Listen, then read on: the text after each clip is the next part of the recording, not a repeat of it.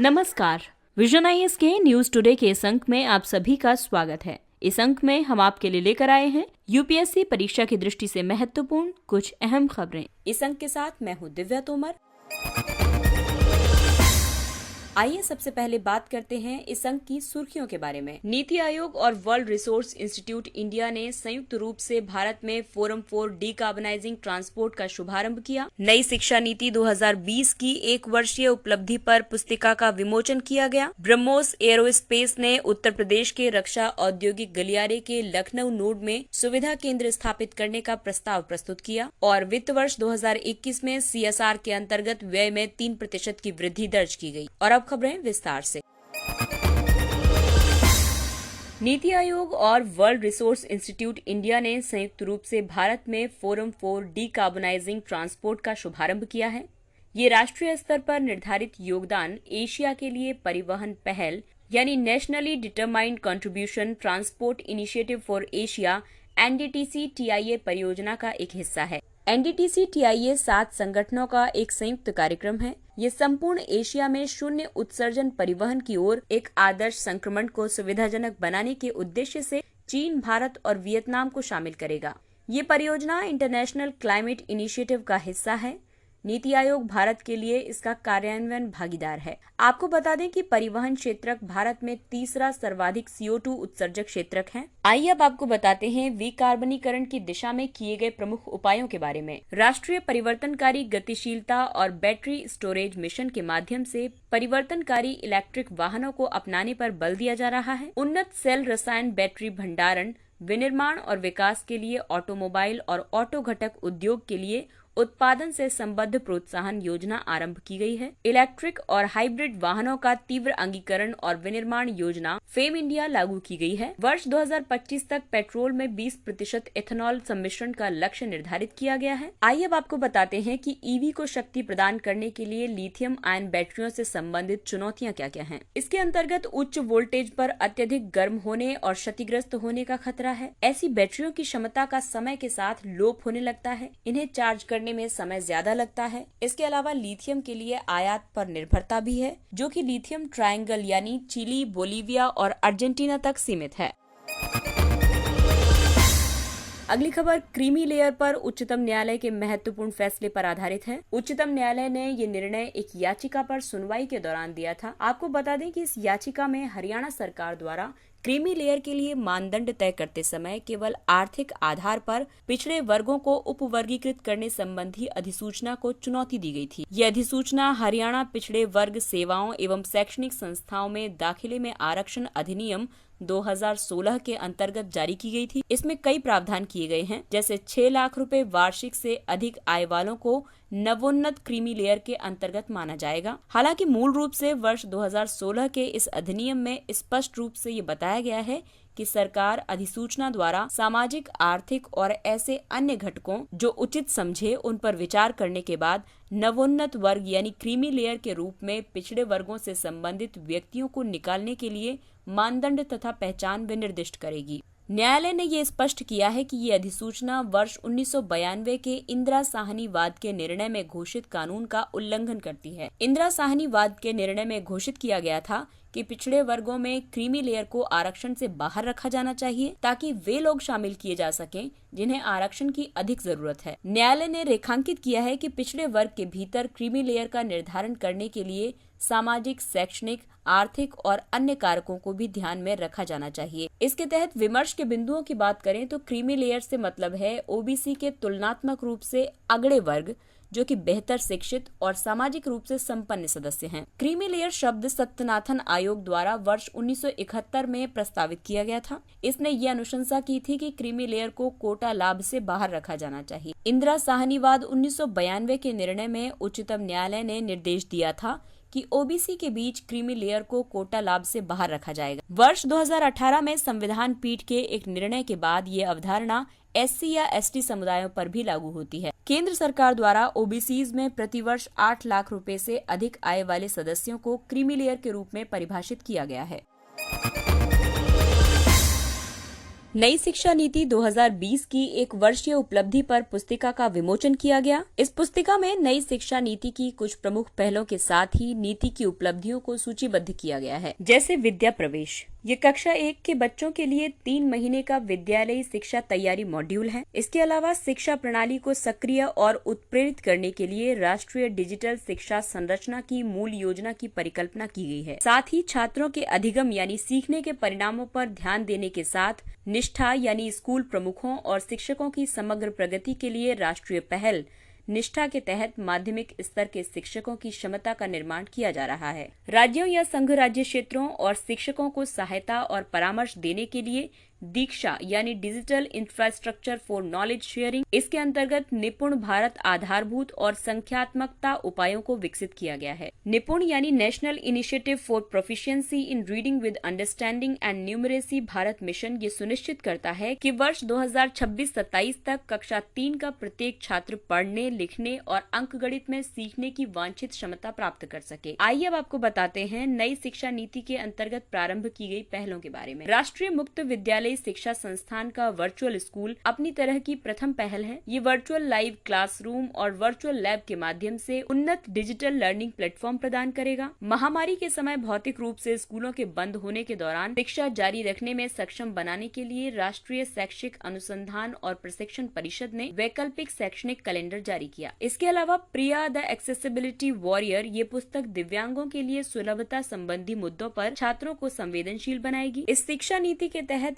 विद्यालयों के लिए 10+2 से लेकर के 5+3+3+4 तक यानी वर्तमान में 10+2 प्रणाली, जिसमें कि पुरानी शिक्षा नीति 1 से 10वीं यानी 6 से 16 वर्ष और उसके बाद कक्षा 11-12 यानी 16 और 18 वर्ष तक की स्कूली शिक्षा को शामिल करती है। इसके स्थान पर 5 वर्षों की बुनियादी शिक्षा, प्रिपरेटरी स्टेज में 3 वर्ष, मिडिल स्कूल स्टेज में 3 वर्ष और सेकेंडरी स्टेज में 4 वर्ष। इसके अलावा बहुविषयक की बात की जाए तो सभी संकायों में विषयों को चुनने का लचीलापन, सभी विषयों को प्रवीणता के 2 स्तरों पर प्रस्तुत किया जाएगा। विद्यालयों के लिए बोर्ड परीक्षा प्रणाली में लचीलापन प्रदान किया जाएगा। बोर्ड परीक्षा केवल मुख्य दक्षताओं का परीक्षण करने के लिए प्रतिरूपकीय यानी वस्तुनिष्ठ और व्यक्तिपरक बन सकती है और इसे वर्ष में 2 बार आयोजित किया जाएगा। बहुभाषी शिक्षा के लिए कक्षा 8 तक शिक्षा के माध्यम के रूप में स्थानीय भाषा को वरीयता के साथ त्रिभाषा नीति जारी रखी जाएगी। साथ ही बैग रहित दिवसों की भी परिकल्पना की गई है। स्कूली छात्रों के पास एक वर्ष में 10 दिन बस्ता रहित होंगे, जिसके दौरान उन्हें उनके पसंद के व्यवसाय यानी अनौपचारिक इंटर्नशिप के संपर्क में लाया जाएगा। आइए अब बात करते हैं कि नई शिक्षा नीति में विश्वविद्यालयों के लिए क्या क्या प्रावधान किए गए हैं। इसके लिए विद्वतावादी मूल्यांकन परीक्षा यानी सेट जैसी विश्वविद्यालय परीक्षाओं का आयोजन किया जाएगा। राष्ट्रीय परीक्षा एजेंसी वर्ष में 2 बार सामान्य योग्यता परीक्षा आयोजित करेगी। स्नातक 4 वर्षीय होगा। 4 वर्षीय बहुविषयक स्नातक कार्यक्रम को प्राथमिकता दी जाएगी। इसमें एक विराम के बाद डिग्री पूर्ण करने के विकल्प के साथ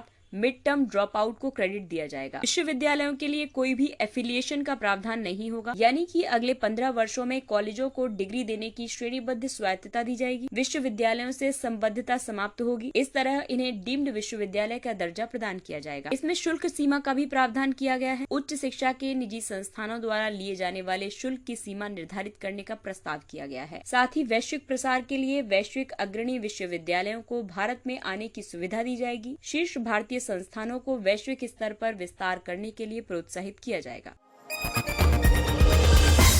ब्रह्मोस एरोस्पेस ने उत्तर प्रदेश के रक्षा औद्योगिक गलियारे के लखनऊ नोड में सुविधा केंद्र स्थापित करने का प्रस्ताव प्रस्तुत किया। ब्रह्मोस का नाम ब्रह्मपुत्र और मॉस्कोवा नदी के नाम पर रखा गया है। ब्रह्मोस एरोस्पेस भारत के रक्षा अनुसंधान और विकास संगठन DRDO और रूस के NPO मशीनोस्ट्रोयेनिया का एक संयुक्त उद्यम है। ब्रह्मोस एरोस्पेस ने उत्तर प्रदेश रक्षा औद्योगिक गलियारे में ब्रह्मोस मिसाइल परियोजना के लिए आधुनिक सुविधा केंद्र स्थापित करने का प्रस्ताव प्रस्तुत किया है। ब्रह्मोस वायु से सतह पर प्रहार करने वाली सुपरसोनिक क्रूज मिसाइल है। इसकी उड़ान की सीमा लगभग 300 किलोमीटर है। रक्षा औद्योगिक गलियारे ऐसे मार्ग या पथ हैं जिस पर अवस्थित कुछ चयनित स्थानों पर सार्वजनिक क्षेत्र, निजी क्षेत्र और सूक्ष्म, लघु एवं मध्यम उद्यमों द्वारा रक्षा उपकरणों का उत्पादन किया जाता है। इनका उद्देश्य रक्षा बलों की परिचालन क्षमता में वृद्धि करना है। ये गलियारे विभिन्न रक्षा औद्योगिक इकाइयों के बीच संपर्क सुनिश्चित करने के लिए मौजूदा रक्षा सार्वजनिक क्षेत्र की कंपनियों के साथ परस्पर व्याप्त हैं। सरकार द्वारा द्वारा ऐसे 2 गलियारे उत्तर प्रदेश और तमिलनाडु में स्थापित किए गए हैं। रक्षा औद्योगिक गलियारों का काफी महत्व है। ये गलियारे रक्षा उपकरणों के आयात में कमी लाएंगे और अन्य देशों में इन उपकरणों के निर्यात को बढ़ावा देंगे। Stockholm International Peace Research Institute SIPRI report 2021 के अनुसार भारत हथियार आयातक देशों की सूची में दूसरे स्थान पर है। ये रक्षा क्षेत्र में आत्मनिर्भरता प्राप्त करने में सहायता करेंगे और साथ ही प्रत्यक्ष और अप्रत्यक्ष रोजगार के अवसर भी सृजित करेंगे। ये निजी घरेलू निर्माताओं, MSMEs और स्टार्टअप के विकास को भी प्रोत्साहित करेंगे। उत्तर प्रदेश रक्षा औद्योगिक गलियारे में शामिल है अलीगढ़, आगरा, झांसी, लखनऊ, कानपुर, चित्रकूट। और तमिलनाडु रक्षा औद्योगिक गलियारे में शामिल है चेन्नई, होसूर, सलेम, तिरुचिरापल्ली, कोयम्बटूर। वित्त वर्ष 2021 में निगमित सामाजिक उत्तरदायित्व यानी CSR के अंतर्गत व्यय में 3% की वृद्धि दर्ज की गई। क्रिसिल यानी credit rating information services of India limited की हालिया रिपोर्ट के मुताबिक वित्त वर्ष 2021 में CSR के अंतर्गत किए जाने वाला व्यय 3.62% बढ़कर 22,000 करोड़ रुपए हो गया है। CSR व्यवसायों द्वारा अपने व्यवसायिक कार्यों में सामाजिक और पर्यावरणीय चिंताओं को समेकित करने की प्रतिबद्धता को शामिल करना है। भारत पहला ऐसा देश बन गया है जिसने अपने नए कंपनी अधिनियम 2013 के अंतर्गत CSR गतिविधियों को आरंभ करने और CSR पहलों की अनिवार्य रूप से रिपोर्ट प्रस्तुत करने को विधिक उत्तरदायित्व घोषित किया है। कंपनियां निगमित सामाजिक उत्तरदायित्व नीति संशोधन नियम 2021 इसके तहत नकारात्मक सूची यानी व्यवसाय की सामान्य प्रक्रिया के तहत दी जाने वाली गतिविधियों, राजनीतिक योगदान आदि को CSR की परिभाषा में शामिल नहीं किया जाएगा। वित्तीय वर्ष के अंत में बिना खर्च किया हुआ CSR राशि का प्रबंधन इस तथ्य पर निर्भर करता है कि परियोजना एक संचालनरत परियोजना है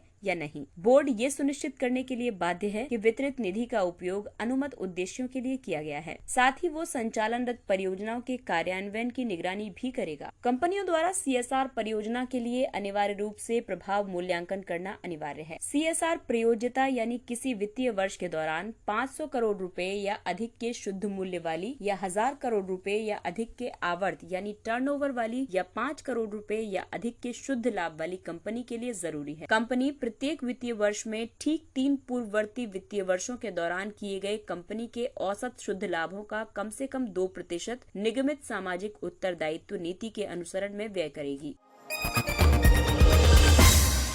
आइए अब बात करते हैं कुछ अन्य महत्वपूर्ण सुर्खियों की। मिशन सागर के तहत लिक्विड मेडिकल ऑक्सीजन कंटेनर की सुपुर्दगी के लिए भारतीय नौसेना का INS एरावत इंडोनेशिया के जकार्ता पहुंच गया है। मिशन सागर वर्ष 2020 में आरंभ किया गया था। ये हिंद महासागर के तटवर्ती देशों को कोविड-19 संबंधी सहायता प्रदान करने के लिए भारत द्वारा संचालित एक पहल है। ये हिंद महासागरीय क्षेत्र में संचालित सागर पहल यानी कि security and growth for all in the region से भिन्न अन्य उद्देश्य के लिए आरंभ किया गया एक अभियान या मिशन है। भारत द्वारा सागर पहल को हिंद महासागरीय क्षेत्र में स्थित अपने समुद्री पड़ोसियों के साथ आर्थिक और सुरक्षा सहयोग को सुदृढ़ करने के लिए सामरिक दृष्टिकोण के परिप्रेक्ष्य में आरंभ किया गया था। ब्रिक्स आतंकवाद रोधी कार्य योजना। वर्तमान ब्रिक्स अध्यक्ष के रूप में भारत ने वीडियो कॉन्फ्रेंसिंग के माध्यम से राष्ट्रीय सुरक्षा सलाहकारों की 11वीं ब्रिक्स बैठक की मेजबानी की है। इसके अंतर्गत आतंकवाद से निपटने के लिए कार्य योजना को अपनाया गया है। इस कार्य योजना का उद्देश्य आतंकवाद के वित्त पोषण एवं आतंकवाद का मुकाबला, आतंकवादियों द्वारा इंटरनेट के दुरुपयोग आदि जैसे क्षेत्रों में सहयोग के मौजूदा तंत्र को और मजबूत करना है। ब्रिक्स यानी ब्राजील, रूस, भारत, चीन और दक्षिण अफ्रीका ये विश्व के 5 सबसे बड़े विकासशील देशों को एक मंच प्रदान करता है। ये समूह वैश्विक आबादी के 41% और वैश्विक सकल घरेलू उत्पाद के 24% का प्रतिनिधित्व करता है। ऑपरेशन देवी शक्ति ये भारतीय और अन्य नागरिकों को तालिबान प्रभावित अफगानिस्तान से निकालने के लिए भारत द्वारा संचालित एक निकासी मिशन है। अफगानिस्तान में तालिबान के सत्ता में आने के बाद से भारत ने अब तक 800 से अधिक लोगों को सुरक्षित तरीके से अफगानिस्तान से बाहर निकाल लिया है। निधि कंपनियां। सरकार ने हितधारकों को सचेत किया है कि 348 कंपनियां निधि कंपनियों के रूप में घोषित किए जाने के लिए आवश्यक अपेक्षित मानदंडों को पूरा करने में विफल रही हैं। निधि कंपनियां कंपनी अधिनियम 2013 के तहत पंजीकृत और कॉरपोरेट कार्य मंत्रालय के द्वारा शासित होती हैं। निधि नियम 2014 के तहत निधि एक कंपनी है जिसे अपने सदस्यों के बीच मितव्ययता और बचत की आदत विकसित करने तथा अपने सदस्यों के पारस्परिक लाभ के लिए केवल उनसे ही जमा राशि प्राप्त करने और उन्हें ऋण देने के उद्देश्य से निधि के तौर पर निगमित किया गया है। इन्हें गैर बैंकिंग वित्तीय कंपनियों की एक विशेष श्रेणी में रखा गया है और भारतीय रिजर्व बैंक इन्हें निर्देश जारी कर सकता है। हालांकि ये प्रत्यक्ष तौर पर आरबीआई के अधीन नहीं है, इसके बावजूद इन्हें एनबीएफसी पर लागू आरबीआई अधिनियम के मुख्य प्रावधानों से छूट प्रदान की गई है। चांगथांग और पंगोलखा वन्यजीव अभयारण्य। हाल ही में राष्ट्रीय वन्यजीव बोर्ड ने वास्तविक नियंत्रण रेखा के निकट सड़कों के निर्माण को मंजूरी प्रदान की है। राष्ट्रीय वन्यजीव बोर्ड का अध्यक्ष प्रधानमंत्री होता है और इसे वन्यजीव संरक्षण अधिनियम 1972 के तहत स्थापित किया गया है। ये सड़कें भारतीय चीन सीमा के निकट लद्दाख के चांगथांग वन्यजीव अभयारण्य के क्षेत्रों में बनाई जाएंगी। इस निर्माण परियोजना में अत्यधिक ऊंचाई पर स्थित विश्व प्रसिद्ध 2 मीठे जल की झीलें सो मोरिरी और पेंगोंग सो शामिल हैं। इस बोर्ड ने पंगोलखा वन्यजीव अभयारण्य के समीप सुरक्षित रसद सहायता आवागमन को सुनिश्चित करने के लिए पूर्वी सिक्किम में एक सीमा चौकी के निर्माण को भी स्वीकृति प्रदान की है। चोला रेंज के नीचे स्थित पंगोलखा रेंज सिक्किम को भूटान से अलग करती है। विशिष्ट अल्पाइन समशीतोष्ण उपोष्ण कटिबंधीय वनस्पतियों वाले इस अभयारण्य में जेलेपला के आसपास उच्च तुंगता वाली झीलें स्थित हैं। Neo bolt. आईआईटी मद्रास के शोधकर्ताओं ने भारत का पहला स्वदेशी मोटर चालित व्हीलचेयर व्हीकल विकसित किया है। इसे नियो बोल्ट नाम दिया गया है। ये लिथियम आयन बैटरी द्वारा संचालित है। ई संजीवनी। केंद्रीय स्वास्थ्य एवं परिवार कल्याण मंत्रालय द्वारा संचालित राष्ट्रीय टेलीमेडिसिन सेवा ई संजीवनी के तहत संपूर्ण भारत में अब तक 1 करोड़ से अधिक टेली परामर्श प्रदान किए जा चुके हैं। ई संजीवनी एक डॉक्टर टू डॉक्टर टेलीमेडिसिन तंत्र है। इसे आयुष्मान भारत के तहत राष्ट्रीय स्तर पर 1,55,000 स्वास्थ्य और कल्याण केंद्रों में स्थापित किया जा रहा है। इसे प्रगत संगणन विकास केंद्र यानी सीडेक, इलेक्ट्रॉनिकी और सूचना प्रौद्योगिकी मंत्रालय माइटी द्वारा अभिकल्पित और विकसित किया गया है। सिख पवित्र पुस्तक गुरु ग्रंथ साहिब। अफगान संकट को देखते हुए पवित्र गुरु ग्रंथ साहिब के स्वरूपों में से एक को समुचित आचार संहिता यानी रिहत मर्यादा का पालन करते हुए अफगानिस्तान से भारत लाया गया। स्वरूप श्री गुरु ग्रंथ साहिब की एक भौतिक प्रति है। इसे पंजाब में बीर भी कहा जाता है। प्रत्येक बीर में 1430 पृष्ठ होते हैं जिन्हें अंग कहा जाता है। प्रत्येक पृष्ठ पर एक समान छंद लेखांकित किए गए हैं। गुरु ग्रंथ साहिब 6 सिख गुरुओं, 15 संतों, 11 भाटों और 4 सिखों द्वारा लिखे गए भजनों का एक संग्रह है। छंदों की रचना 31 रागों में की गई है। सन 1708 में सिखों के अंतिम गुरु गुरु गोबिंद सिंह द्वारा गुरु ग्रंथ साहिब को सिखों के जीवित गुरु के रूप में घोषित किया गया था।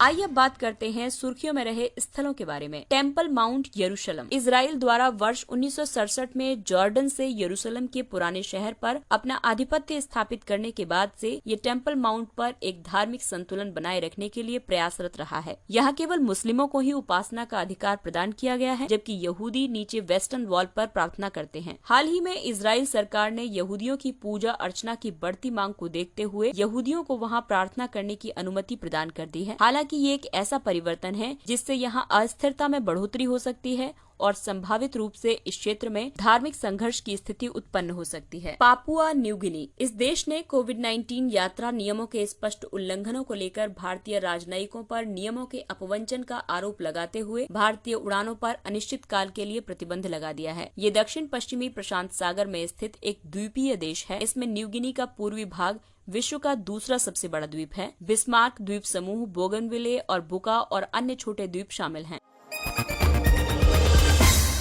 आइए बात करते हैं सुर्खियों में रहे व्यक्तित्व के बारे में। शिवराम राजगुरु, और इन्हें 23 मार्च 1931 को मृत्युदंड दिया गया। एक क्रांतिकारी के रूप में उन्होंने हिंदुस्तान सोशलिस्ट रिपब्लिकन आर्मी की सदस्यता ग्रहण की थी। वर्ष 1928 में फिरोज शाह कोटला में चंद्रशेखर आजाद, भगत सिंह, सुखदेव थापर और अन्य के द्वारा HSRA की स्थापना की गई थी। भगत सिंह और सुखदेव के साथ वे 17 दिसंबर 1928 को ब्रिटिश अधिकारी जॉन सैंडर्स की हत्या में शामिल हो रहे थे। सैंडर्स की हत्या साइमन कमीशन के विरोध के दौरान घायल हुए लाला लाजपत राय की शहादत का बदला लेने के लिए की गई थी। हालांकि तीनों क्रांतिकारियों को बाद में गिरफ्तार कर लिया गया और उन्हें लाहौर में मृत्युदंड दिया गया। इसके साथ ही ये अंक समाप्त होता है। अगले अंक में फिर मुलाकात होगी कुछ अन्य महत्वपूर्ण खबरों के साथ। तब तक अपना ख्याल रखिए, सुरक्षित दूरी बनाए रखिए, मास्क पहनिए, हाथ और मुंह साफ रखिए और अब हमें यानी विजन IAS की पूरी टीम को दीजिए इजाजत। नमस्कार।